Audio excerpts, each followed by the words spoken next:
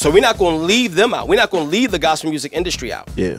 You feel me? So we got our own lane, we got our own space, we got crazy ideas about where we're going, right?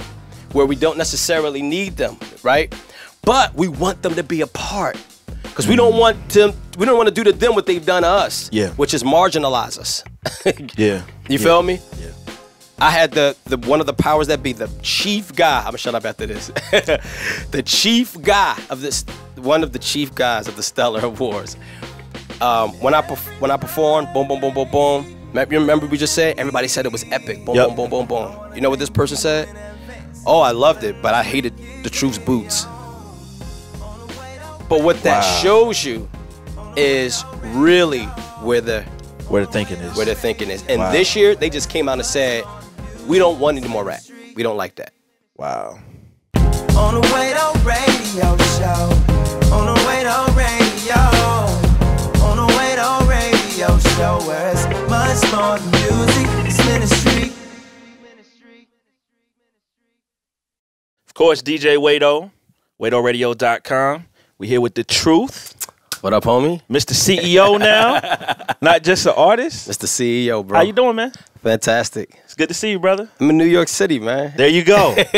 Greatest city in America, good right? to see you too, yeah. Yeah, man. Yeah. So let's talk about this new venture, man. Mixed Bag Entertainment, man. Yeah. Not just a record label, but a whole entertainment company. Yeah, entertainment company, and we're emphatic on stressing that, you know, because a lot of people just assume it's a record label, because the music is what's in the front right now. Sure. But we're doing a lot of stuff behind the scenes, television and film as well.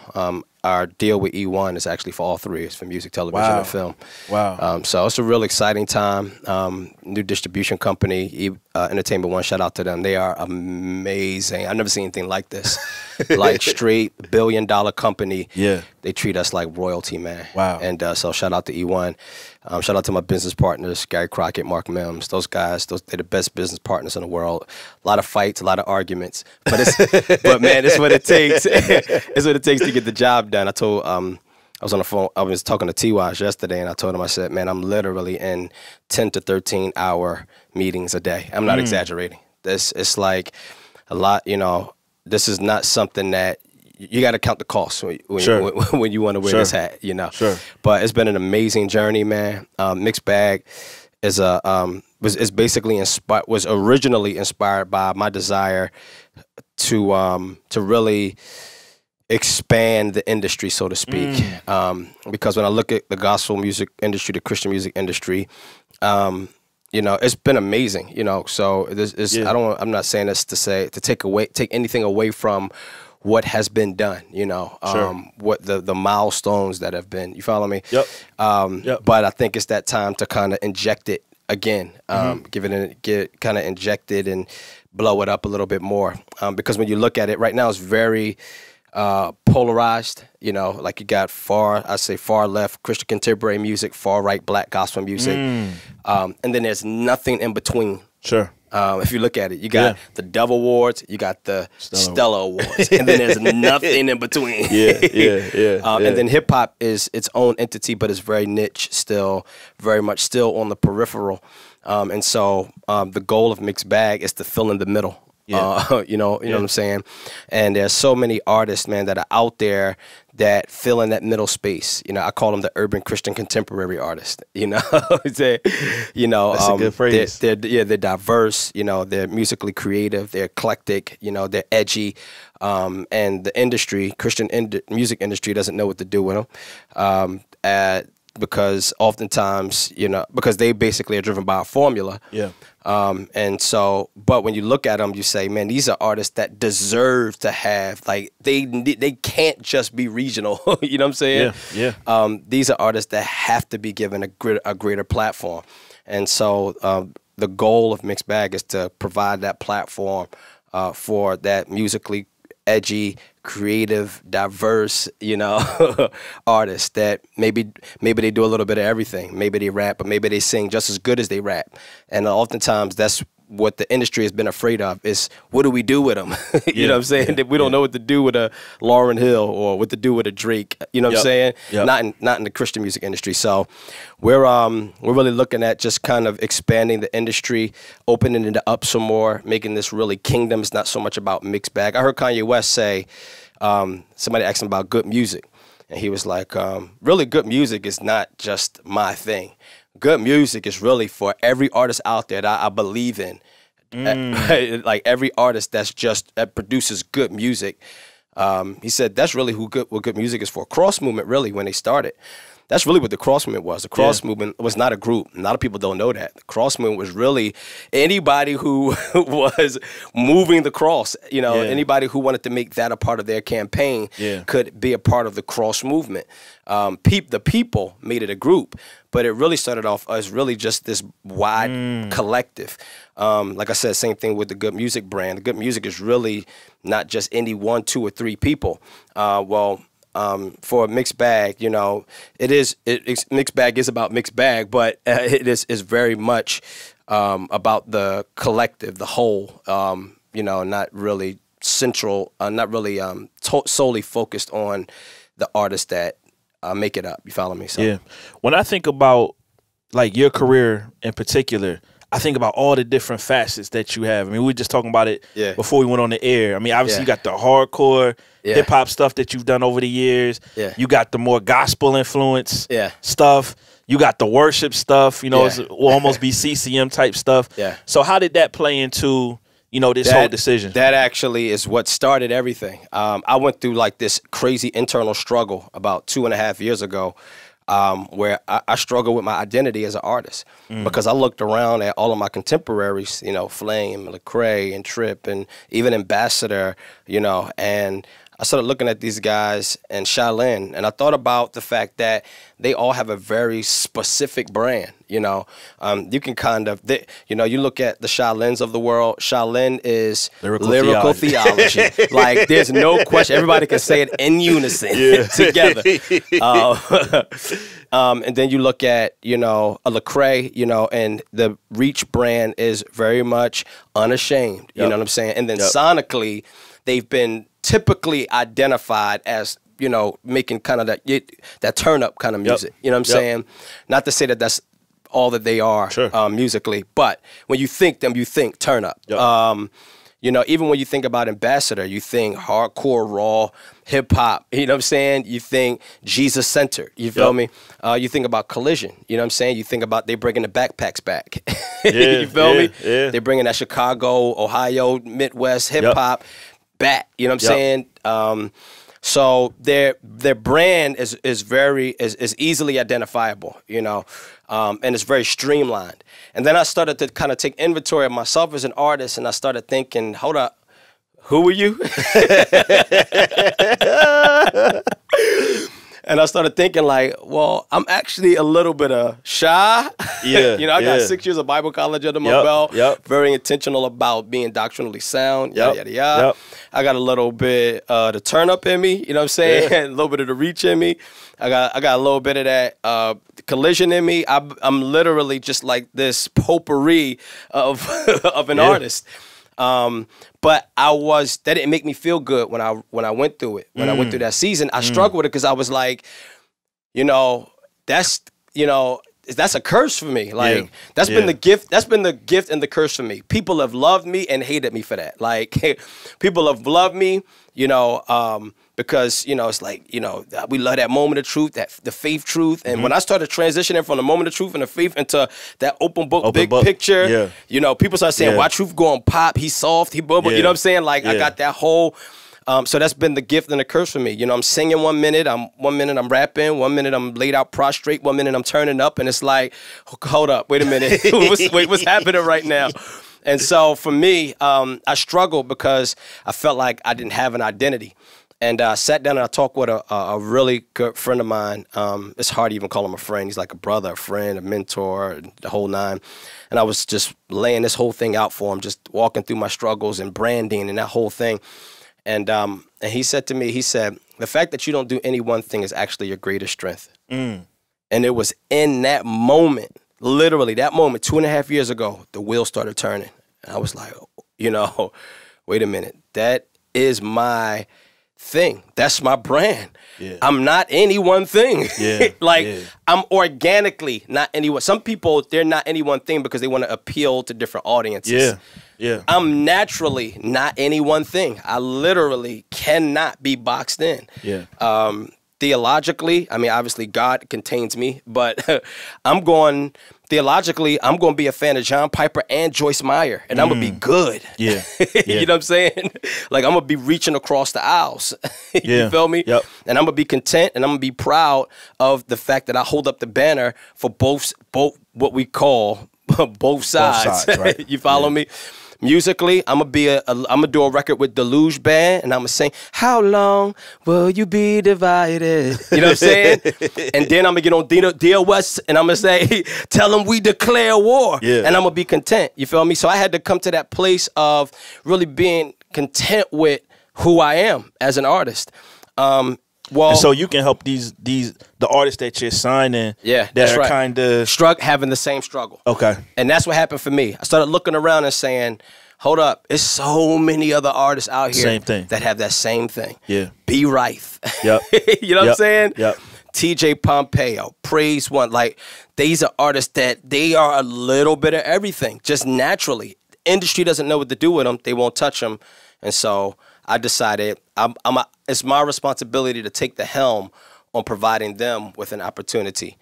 So it's good. It's good.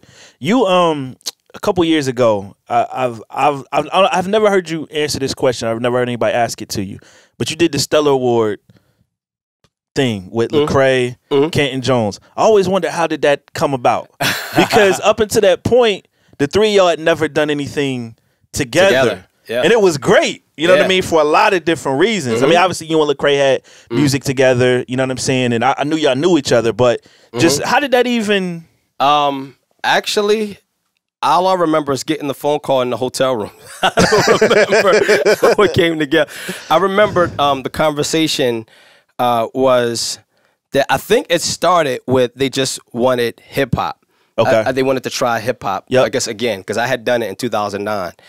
So they wanted to try hip hop again, and as the powers that be continued to brainstorm, they thought about, I guess, kind of how to make it a moment. You feel me? It was a moment. Oh, it was a big moment. It was a big moment. But I honestly, I can't tell you how it came about. I don't know why they decided to do it. You just know you got the call. I just know I got the call, and it was a no-brainer for me. You know what I'm saying? I'm like, this is about to be crazy. You know what I'm saying? And it really was. It's crazy because afterwards, we literally had everybody, like all the art. I remember Marvin Sapp was watching us in the dress rehearsal, and he came up to me afterwards, and he was like, "See, man, this is what I want to be doing." As he said, Marvin Sapp, this is what I want to be doing. This right here. He was like, "Man, I'm tired of making songs that make folks cry." He's like, "I want to jump around." Dorinda came up to us afterwards. Shout out to the Rose. Dorinda came up to us afterwards, and she said, "You don't realize that the Stellars will never be the same." You feel me? Now, it was up to the Stellars to capitalize on that moment. Sure. Whether they did or not, it's still, the jury's still out. Up for debate, right? Yeah. The jury's still out. But that's all everybody was talking about after that. That was it. Like, and that's the craziest thing, because it's what we've been saying for years, just in terms of God using the least likely candidates. We've always said that. You feel me? That God is always using the most uncommon means to accomplish great, grand goals of his. And again, here we come, little David Shepherd boys, rapping and hippity hopping. You know what I'm saying? Well, I think y'all used the right kind of song with Awesome God, because that's something everybody could relate to. That's right. But it was still, you know what I'm saying? And Canton brought that dynamic. He did. Can't say, "Hey, man, why don't we do this? Cap it off with this." You know, I'm all the way in. We start talking about transitioning into that, even though it's all worship, but you know what I'm saying? The genre of worship. So we delved into that, man, and just bringing those worlds together, you know, it just met everybody where they were. You know, so. It's good, bro. Do you, why do you think there's been, I guess, a trepidation on the gospel industry to fully embrace what we do. And I don't mean the artists, because I know the artists, like gospel artists. Oh yeah, the artists are good. They love us, but it's the powers that be, the powers. I just call them the powers. The people that nobody no. If they walk in the room, you'll see them. Yeah. What I found, man, this year was my last year. I love the gospel music world. Like, those are my friends, my family. You know, I cry on the shoulders of these guys, and that's my real, like, you know what I'm saying? Just as much as like Flame is, of Vashon is for me. Sure. So, and I love what, like I said, what the gospel music industry has produced throughout the years, you know, with the likes of the Kurt Franklins and the Donnie McClurkins. These guys have done amazing things in music, and they've set the stage for the James Fortunes and the Shawn Mitchells, you know, so they could kind of continue. And Kirk set the stage for the Ty Tribbetts and even the Us's of the world, you know, very much so. The Truths and the Lecraes, you know. I have always had an appreciation for that part, you know, that the gospel music industry. You grew up listening to gospel music. Grew up listening to it, you know. So for me, I'm like playing drums, the whole thing. So that's my world. That's a large part of who I am. But there is a ceiling there because of their, in some ways, fear. And I could tell you that's part of the answer to your question. Is fear. Like, because I have these conversations with them. Like, I talk to everybody. I talk to like the program directors. What is it that has kept you from playing our music? You know, this is the better question for me. This is why we're doing Mixed Bag. What is it that keeps you from playing Molly music? You would think he's one of their own. Sure. But he carries that creatively, musically, edgy, diverse. He carries that thing on him, that Mixed Bag thing. So if they can't get Molly, they you know what I'm saying? That keeps makes them even do this to him. You feel me? So this year I've come to the conclusion that it ain't just hip hop. It's anything that's outside of the formula. You follow me? And I think that one of the main things is fear. I talked to the program directors. I said, "Why don't you play our stuff?" He said, "I'm be honest with you, I'm scared to." He just came out and said it. Well, at least he admitted it. I was shocked. And he said, the truth of the matter is, our listeners, our demographic is 30 to 60-year-old soccer moms. And if we come in here with hip hop, you know, they might turn the station, and we can't run that risk. Wow. Then the other challenge is, they'll say, we tested it and it didn't work. Yeah, I've heard that. I've heard that. Right? Because I be talking to them. I've heard that. No, we tested it. It didn't work. You tested what? Well, we tested the song. Well, what do you mean by that? What'd you do? Well, we played it for a week. You played it for a week and it didn't catch fire. What do you mean it didn't catch fire? What, you played the song. What do you mean it didn't? Did you lose ratings? Like, what did people complain about it? No. But what do you mean? Because you can measure that now with the PPM. Right. You can measure it by the minute. Right, when people turn. When people turn. Did people turn? No. Did you get complaints? No. Well, what do you mean it didn't catch fire? You feel me? The bottom line is they are very much afraid. Listen, we call should I say this? Maybe.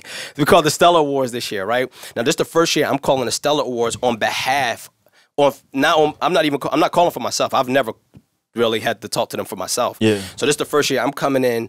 On behalf of the label. On behalf of the label. You feel me? And not the hip hop contingent of the label. You feel me? Not like just the rappers, all right?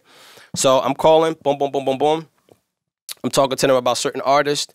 And these singers, they said, we don't want any hip hop. I said, this is not hip hop. It's the fact that they are associated with us. And that, listen, and they got that little edge on them. They guilty by association. Guilty by association. They in trouble because they with us. All right. So this the deal. But one of the things that it did was, it was further proof that what we're doing in terms of creating our own space and our own lane is what's necessary. Now watch this. Not to the exclusion of them. So we're not going to leave them out. We're not going to leave the gospel music industry out. Yeah. You feel me? So we got our own lane. We got our own space. We got crazy ideas about where we're going, right? Where we don't necessarily need them, right? But we want them to be a part. Because we don't want to do to them what they've done to us, which is marginalize us. You feel me? Yeah. I had the one of the powers that be, the chief guy. I'm gonna shut up after this. The chief guy of this, one of the chief guys of the Stellar Awards. When I performed, boom, boom, boom, boom, boom. You remember we just said everybody said it was epic. Boom, boom, boom, boom, boom. You know what this person said? Oh, I loved it, but I hated the Truth's boots.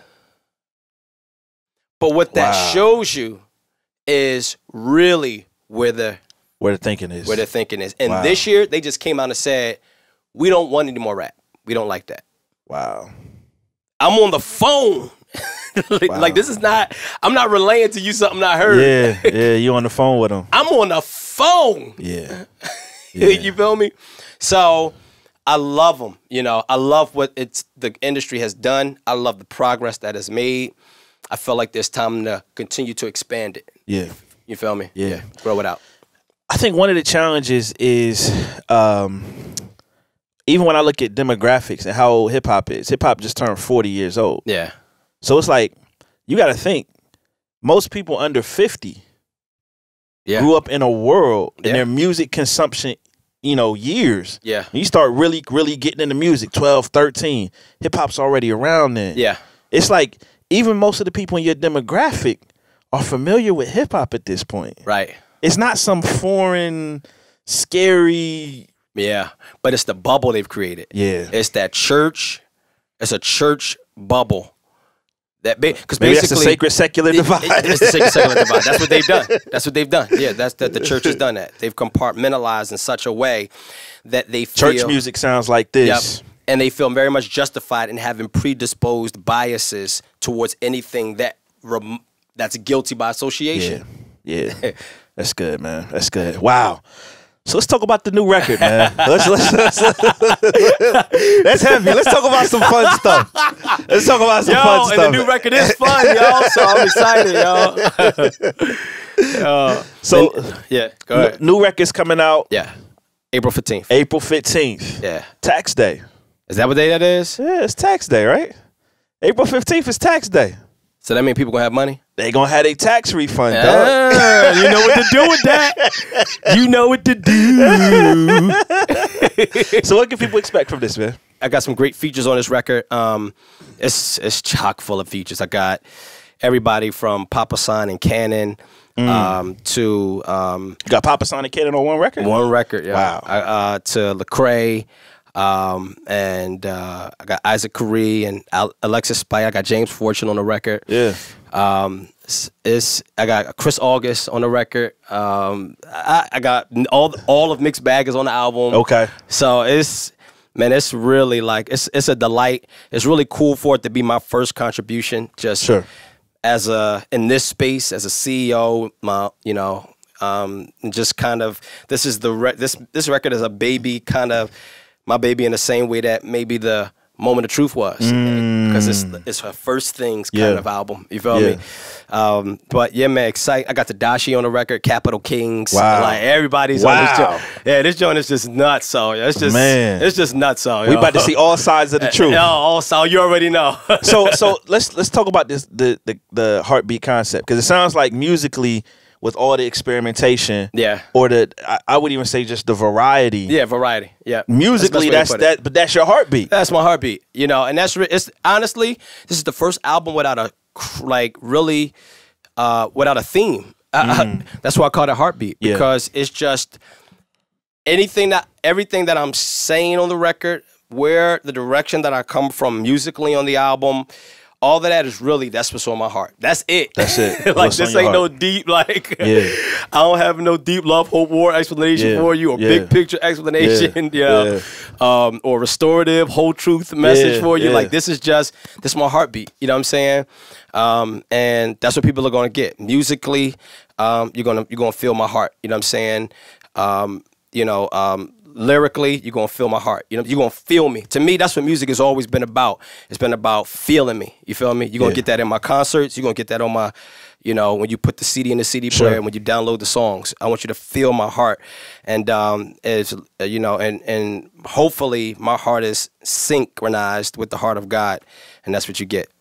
This also seems like almost the quickest you've brought an album out off the, because usually it's like 2 years. There's a little space, little time. Yeah. Not this time because you know, number one, honestly, there was a lot that I wanted that I didn't get to say last go around. Yeah, because it was only like 12 tracks, 13 tracks. Yeah, it was a lot that I didn't get to say. So I still had a lot in me from that record. And then you figure it's been a year. Yeah.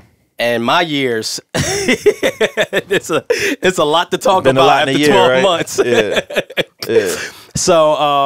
So yeah, I think that was a big part of it. And then then the third thing is, you know, we wanted the first record to come out on, the first record that we released from Mixed Bag to be a Truth album.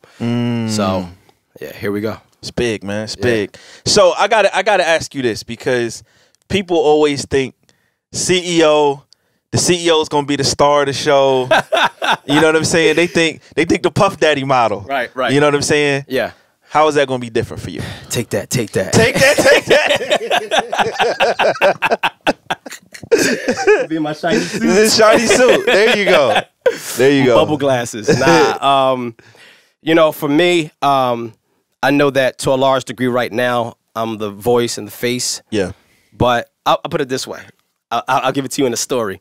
I was sitting down at a distribution company at the table, sitting at the table at a distribution company, the heads from a distribution company, and you know, so one of the people from the company said something to me that was very jarring.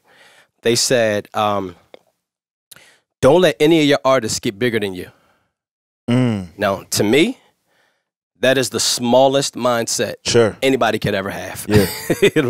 To me, that's what keeps us where we are. What holds us back. That's what holds us back. It's that mentality. It's that part of, to me, the greatness of LeBron James is the selflessness of LeBron James.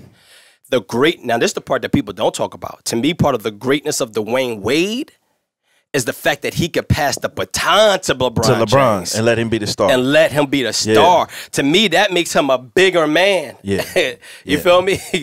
And he cool with it, too. Oh, he's good. he's like, because guess what? You know why? Because he knows what it takes to win. Yep. And to me, that's me. You want to win. I'm that guy. I want to win. Yeah. If TJ in a year from now surpasses me, I'm going to sit back, kick my feet up, and ask him if I could get a couple comps to the show. Dude, I want that. Like, I want the people on my roster to go past me. Like, go. That's what I'm here for. I'm a coach. You know what I'm saying? I'm a leader. You feel me? So, for me, it's not about being the guy. You know what I mean? It's not about trying to maintain my place in my... No, heck no. I don't care about that. You know what I'm saying? Yeah. I want all my guys to go. I want everybody to run hard and kill it. I want to ask you this, man, because you have like a whole different hat on now as CEO. And you've been in the music business. I mean, you've been rapping for a good minute, but you've been in the music business officially, 10 years now, right? Yeah. First record deal, Cross Movement? 2004. 2004. That's absolutely right. So... with the way this game has changed, just in terms of how records are sold and how big the online market is, how does that impact what Mixed Bag is doing, bro? Makes us want to quit. No, you know what? It's about being. I think Beyonce showed us what to do, and I think there's several people that have just over the past 5 years or so that have kept other artists inspired. Because honestly, it can be a bit discouraging to know that records are not selling the same way. To know that, look, I've done shows, a lot of shows, where people know every song, every lyric of every song, and don't have any album. Don't have the album. That means that they've been online. Yeah. You feel me? Getting that YouTube in, that YouTube action. Getting that YouTube in heavy. So, you know, that part can be a bit discouraging, you know, just from a financial standpoint. Sure. So I think that what a lot of the artists, especially in the mainstream, have even in the Christian market, just kind of showed us that there's still hope. You know what I'm saying? In a lot of ways, you know, like there's really a glimmer of hope. It's not as bad as we think it is. Sure. You know, if you make a good product and you find an innovative way and creative way to get it to the people, I think that that's kind of the key now. You know what I'm saying? And that's why I go back to the Beyonce model. You know, there are just new things that you have to do now. You know, with the rise of social media, you know, you got to take full advantage of it. You know what I'm saying? And that's one thing Mixed Bag has got to do. We got to take full advantage of it. We got to be creative. You know what I mean? We can't put all our eggs in one basket. We got to diversify. You know what I'm saying? It can't be just music. You know what I mean? Because what you find now is that music is like music creates other opportunities, and the more people see you grow in other areas, the more they buy your music. That's the interesting part now. To me, that's what keeps Jay-Z successful. Because Holy Grail, was it an amazing record? No. You know what I'm saying? But it's because of who he is, what he's accomplishing, you know, the brand that he represents, what he did with Samsung, all of those pieces get you excited about the record. You follow me? So now it's interesting because it's less about the music and more about what's around it. You feel me? So that's where you got to get creative. That's where you got to be relevant, you know, and just connected to your public. And that's where you have to be doing some cutting edge things, you know what I'm saying? And you got to continue to add more tentacles, you know, and add more pieces, you know, to yourself and to your brand, because the more you expand, the more you grow, the more naturally people are drawn to what you produce musically. So one of the things that I always appreciated about you as an artist is your stage show. You're in my top 5, you know, performance, definitely in our genre. What makes a good stage show to you? Stage show to me, you know what? It's really just about being yourself. You know, obviously, you know, you want to say, you can't just stand there and be a lump on the log. Sure. You want to say that, but it's people that get away with that. Jay-Z gets away with it. And he's not the only one. You feel me? To me, Drake's performance is not amazing. You feel me? I've seen Drake perform like 4 or 5 times. He got some stage presence, you know what I mean? It's okay. It's not like over the top though. You follow me? But everybody's okay with it. So to me, it becomes less. It's less about don't just stand there, you know, and bore people to death. It's more about really drawing people into who you are as a person, as a personality. You feel me?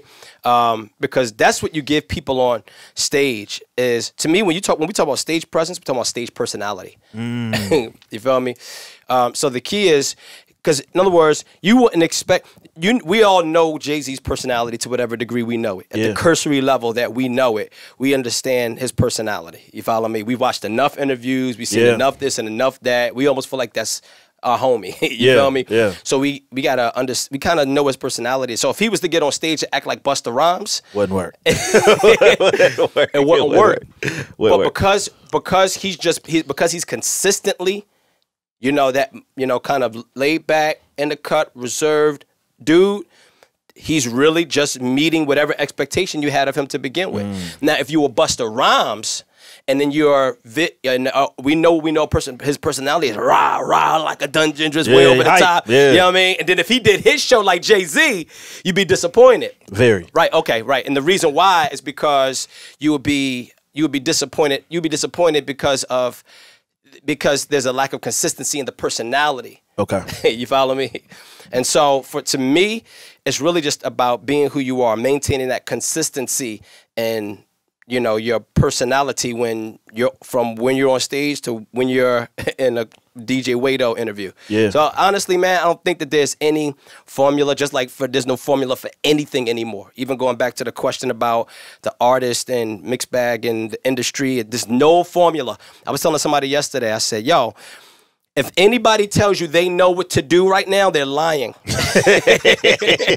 I cannot sit here as a CEO with that big title and tell you I know what I'm doing in this climate. Nobody knows. Dude, we're rocking with this billion-dollar industry. We sit down at the table with 10 and 12 dudes in their 50s, you know, with long gray hair pulled back in a ponytail, you know what I'm saying? And, you know, and cowboy boots, skinny jeans and cowboy boots on, who've been doing this for 35 years, have seen every cycle, and they're asking us questions. Wow. Because nobody knows what to do anymore. So there's no formula. There's no formula across the board. So anyway, back to stage presence. To me, be yourself, be who you are. When you see me on stage, I'm just being me, man. You feel me? I'm going to scream. I'm going to yell. You either going to love it or hate it. I'm going to dance. I'm going to shout. I'm going to worship. You either love it or hate it, you know, but I'm going to be me. Top 5 Christian rap performers. Top performers? Performers. Stage show. You already know who number 1 is. You can probably say it with me. Andy Mineo. Yeah. Andy's ridiculous. Andy's crazy. Shout out to Andy. Andy Shout is out ridiculous. To Andy, yo. He kills it, y'all. I'm gonna give you my number 2, R. Swift. R. Swift kills it. R. Swift kills it. R. Swift kills it. He been killing it for a minute too. Yeah, he been killing it for a minute. After that, I would have to go. I had to say KB would be 3 for me. Okay. Then I'm going to go, to me, then it goes past stage presence and it goes to production. Okay. Because to me, I don't know anybody else that's really impressive to me after that. That I'm like, whoo. After that, then it's about production. Then I got to go Lecrae. Yeah. Because his production is out the out the wazoo. Yeah. and he got the catalog. He got the catalog. He got the catalog. He could actually stand still if he wanted. Here's the thing. He got so many songs, you get mad that he doesn't do your favorite song. Right, exactly. He got so many. Exactly. Yeah. He got the hits. Yeah. And then after that, I can't think of who my number 5 would be. I said KB already, right? Yeah, you said KB. After that, I don't know anybody else. I'm going to throw one in there for you. Who? KJ52.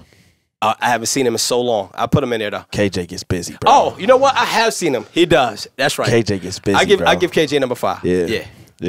That's good. It's good. It's good. I love it. Okay, so what's next for Mixed Bag this year? We got the T.R.U.T.H album. Yeah. TJ just put out the Valentine's Day joint. Yeah. That's doing amazing. Even with very little push behind it. Yeah. It's doing amazing. So that's really exciting. We'll be working on a couple different projects. You know, we got Virtue. Yep. That's so big. Dude. That's so big to have them as a part of what you're doing, bro. Shout out to Virtue. Are you bringing them out next or They'll see. I can't say this stuff, but as it stands, it looks like that they'll be out around the fall. Okay. Yeah, so they'll be out around the fall. We excited about that. I'm sure. We excited, dude. I'm sure. So you know, we got Virtue, we got Praise One, we got Promise, and we got TJ right now. Actually talking to a couple more people right now. Some of them you'll hear on the album, so you'll know who I'm talking about then. Got it. But yeah, right now we're as soon as Heartbeat is behind us, we got TC. Sorry, shout out to TC. If you've never seen or heard TC, Thomas Clay, dude, he's an instrumentalist. Okay. So he's just amazing. So what's he play? Because I haven't seen him. He plays everything, on. but he sings, plays guitar, yada yada yada. So for this year, obviously you're gonna have my record. We're gonna put some stuff out in the middle, and then at the end of the year, we're looking to put out that Virtue record, and potentially Promise. You know, so we're still working through the details of some of it. It's good, but it's gonna be an exciting year for Mixed Bag. Yeah. Give everybody your Twitter, the website, all of that stuff. Man, Mixed Bag, ENT, mixedbagent.com or mixedbagmusic.com. Mixed Bag Entertainment, that site will basically point you to the other things we're doing, film and television stuff we're doing. Mixed Bag Music, that'll point you to the music, all the music stuff, you know, the concerts, the shows, the artists, and all of that good stuff. So check us out there. Follow me. Follow us at Mixed Bag ENT, at Mixed Bag ENT. That's our Twitter.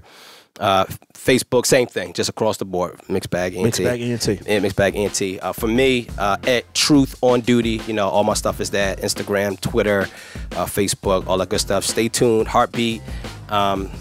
It's an amazing. It's my 7th one, so yeah, you know. Number of completion. No, but it's not complete. I still got too much. I'm working on the next one. It's complicated, so we ready to go. Yeah, that's good, man. Appreciate you, brother. Always, y'all. #1 interviewer, #1 DJ. DJ Wade, let's go. You got that on tape, right? You got that on tape, right? On the Wade Radio Show. On the Wade Radio. On the Wade Radio Show, where it's much more than music, it's ministry. I was raised in the church, but born in the trenches. Down the street from the projects, Florida Evans. But now I'm at the office making corporate decisions, surrounded by the best and the board of directors. Yeah.